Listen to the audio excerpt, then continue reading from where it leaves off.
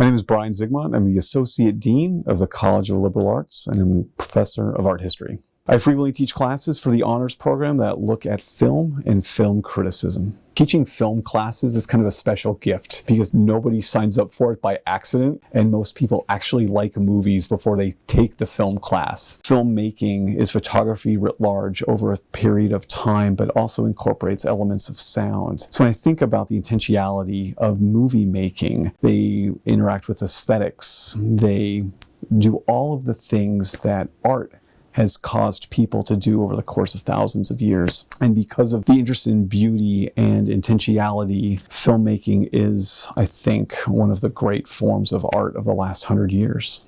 People who want to deny that filmmaking has an art aspect to it, I would invite them to watch any movie that has been made intentionally and think about the ways in which the filmmakers have worked collaboratively across a variety of different disciplines to inspire the viewer to respond in a certain kind of way.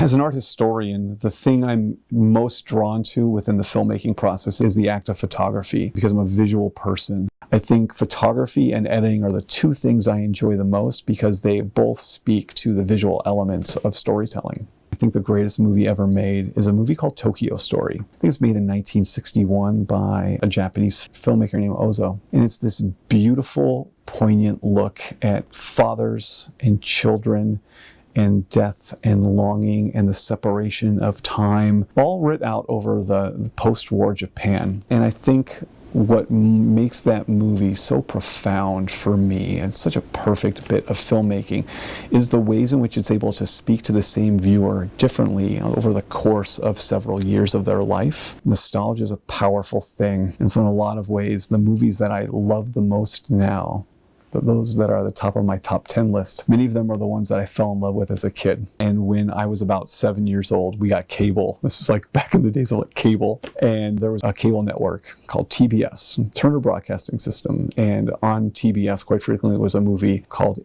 Raiders of the Lost Ark. I'm not sure exactly how Indiana Jones spoke to the special nerd that was my 7-year-old self, but he was an archaeologist. I don't know what that meant other than he went outside, he took care of the bad guys, he found treasure, and he was cool. And so when I was 7, and when I'm 45, my favorite movie remains Indiana Jones and the Raiders of the Lost Ark. For me as a movie viewer, there are moments in my life where I want to feel something and moments when I want to be entertained. And sometimes movies do those two different things in different kinds of ways. I like watching movies. I'm not a film scholar. I just really like talking about movies.